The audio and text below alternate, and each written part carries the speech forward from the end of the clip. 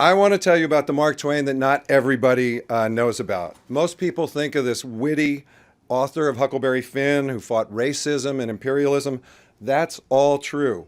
But he was also an eternal bad boy. He liked to drink, smoke, and curse. He married an heiress who paid the bills, but he loved to gamble on pool and poker, and unfortunately for him, on startup companies. And all these traits eventually caught up with him.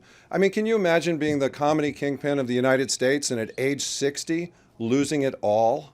I mean, he was dead broke in 1895, and he had lost all his money and all his wife's money.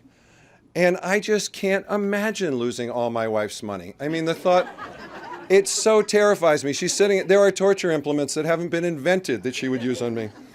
So after a while, the family of Samuel L. Clemens could no longer afford to live in their own beautiful home. I mean, how sad is that? And it's a quirky, wonderful house. I mean, he designed it himself in a large extent. He had a fireplace built with a window over it, so the smoke would go on either side, and he could see snow falling while the flames are coming up. He adored this house.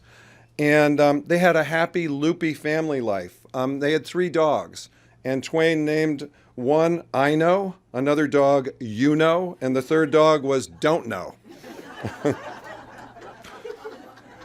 He also enjoyed acting with his daughter Susie. They were rich. They had a Tiffany drawing room. The family had 7 servants, including a butler and a coachman, but it was never enough for Twain. The poor Missouri boy wanted everything. He wanted to be a funny writer, but also to be a literary author. He wanted to be a family man, but he also wanted to be a poker-playing rogue. He was so full of conflicting desires. He liked down-home folk, and he also wanted to be rich as a Rockefeller or a Vanderbilt. He wrote, "Few of us can stand prosperity, another man's, I mean." And he was a magnet for con men. What a talker he is, he wrote of the inventor James W. Page. He could persuade a fish to come out and take a walk with him. So Twain was losing his shirt. He had a lethal combination for an investor: moonshot enthusiasm and no patience for details. He once asked an accountant to send him a profit-loss statement that even his daughter could understand. Jean was 2 years old at the time. So Twain thought the following invention would change the world. You don't recognize it? This is the Page typesetter. Weighed almost 4 tons, 18,000 movable parts, and it was supposed to revolutionize printing, if it worked. Now, Twain had the immense misfortune of seeing it work once. At first, Twain called James Page the, quote, Shakespeare of mechanical invention. By the end, after it kept breaking down, Twain began fantasizing about capturing a certain part of Page's anatomy in a steel trap and watching him slowly bleed to death. So the Page typesetter cleaned out Twain's bank account. This next investment, starting his own publishing company, put him $80,000, or the equivalent of $2.4 million in modern currency, in debt. They started off incredibly well. They published Grant's memoirs, and enormous success, and Huckleberry Finn. And Twain expected to pay himself fat royalties. He wound up receiving no royalties.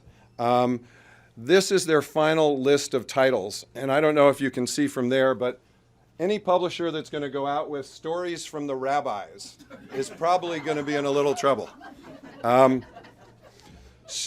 Headlines, and it was deeply humiliating. Headlines of the newspapers said, "Mark Twain fails." I mean, it was brutal. No joke. Failure of Mark Twain. Failure of humorist.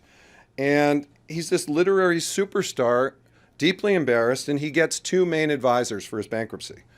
One is Henry Huddleston Rogers, H.H., one of the wealthiest men in America, the right-hand man to John D. Rockefeller, Standard Oil, Federal Steel. His nickname was Hellhound. And this robber baron wants to play hardball with the creditors. He wants to offer 10 cents on the dollar. Twain's other advisor is his wife, Livy. She has absolutely no business experience. She writes him, "I want the creditors to know that we have their interest at heart much, much more than our own." Livy, Livy, we have some bankruptcy experts in the crowd here. Livy wanted to pay them in full as soon as possible. Well, a word of advice, never bet against the wife. Twain agreed to pay everyone back in full. And so he needs to make big money fast. And his books are not selling. His most recent title was The American Claimant. Not exactly a huge seller. So the quickest way for him to make money is to go out on a stand-up comedy tour. And he absolutely, from the bottom of his heart, did not want to go. It's a little-known fact that Mark Twain dreaded public speaking in front of large audiences, but it wasn't so much stage fright as humiliation fright. He did not want to play the clown. He thought of himself as a literary author. And he said to a friend that once an audience sees you stand on your head, they'll expect you to remain in that position forever.